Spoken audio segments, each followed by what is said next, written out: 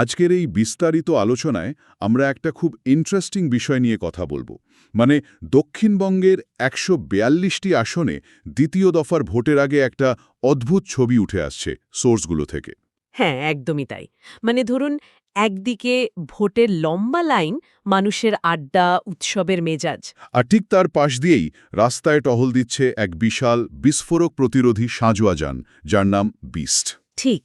আর এটা কিন্তু কোনো সাধারণ নাগরিক প্রক্রিয়ার মতো লাগছে না।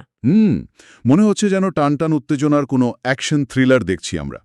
তো আজকে আমরা এই সোর্সগুলোর ভিত্তিতে সম্পূর্ণ নিরপেক্ষভাবে বিশ্লেষণ করব নির্বাচন কমিশনের এই নজিরবিহীন নিরাপত্তা ব্যবস্থা আর তাদের এরিয়া ডমিনেশন কৌশলটিকে। সোর্স থেকে পাওয়া তথ্য বলছে যে স্পর্শকাতর এলাকাগুলোতে এবার শুধু নাকা চেকিং বা সাধারণ টহল নয়, রীতিমতো রুট মার্চ চলছে। হ্যাঁ, আর তার কেন্দ্রবিন্দুতেই তো রয়েছে এই অত্যাধুনিক যান বিস্ট। একদম।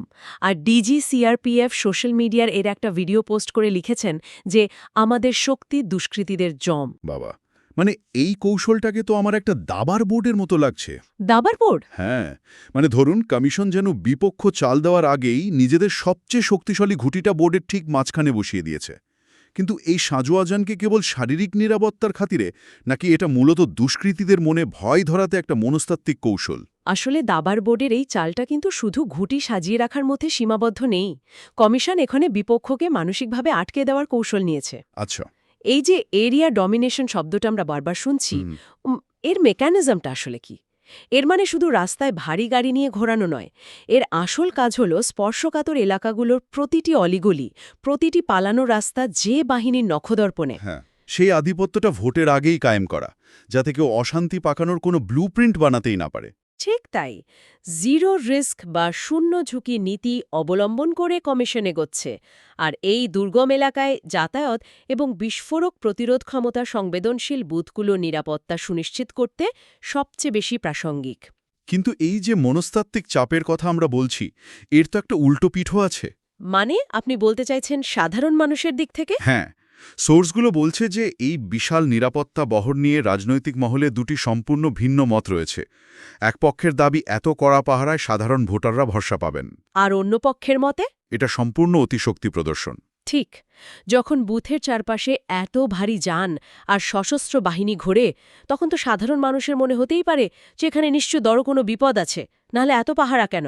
এতে কি অহেতুক আতঙ্ক তৈরি হচ্ছে না? হুম, এই জায়গাটাতে আমরা একটা অদ্ভুত পরিস্থিতির মুখোমুখি হচ্ছি, যাকে বলা যায় ডিটারেন্স প্যারাডক্স বা নিবারণের সবিরোধিতা। ডিটারেন্স প্যারাডক্স বিষয়টা যদি একটু ভেঙে বলেন। ব্যাপারটা হলো যে হাতিয়ারগুলো ব্যবহার করা হচ্ছে মানুষের নিরাপত্তা নিশ্চিত করার জন্য।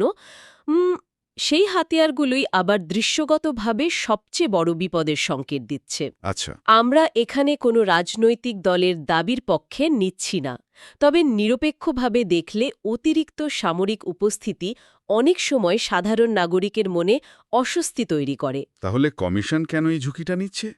তারা কি এতটাই মরিয়া যে এই সাময়িক অস্বস্তিকে তারা মেনে নিতে রাজি? পরিস্থিতিটা সেরকমই দাঁড়াচ্ছে। কমিশন হয়তো হিসাব করছে যে বুথ দখলের মতো ঘটনা আটকাতে এই অতি শক্তি প্রদর্শন করাটা জরুরি। মানে দুষ্কৃতীদের মনে যে ভয় তৈরি হবে, তার সুফলটা সাময়িক অস্বস্তির চেয়ে অনেক বেশি হবে। ঠিক তাই।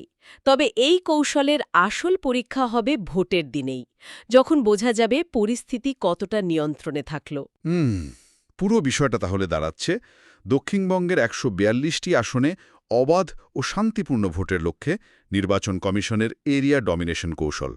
আর একদিকে এটি নিরাপত্তার দুর্ভেদ্য প্রাচীর, অন্যদিকে এটি ওই ডিটারেন্স প্যারাডক্সের এক জ্বলন্ত উদাহরণ। হ্যাঁ, আর আধুনিক নির্বাচন ব্যবস্থার নিরাপত্তার ক্ষেত্রে এটা সত্যিই একটা খুব বড় কেস স্টাডি। তবে আলোচনা শেষ করার আগে একটা চিন্তার জায়গা থেকেই যায়।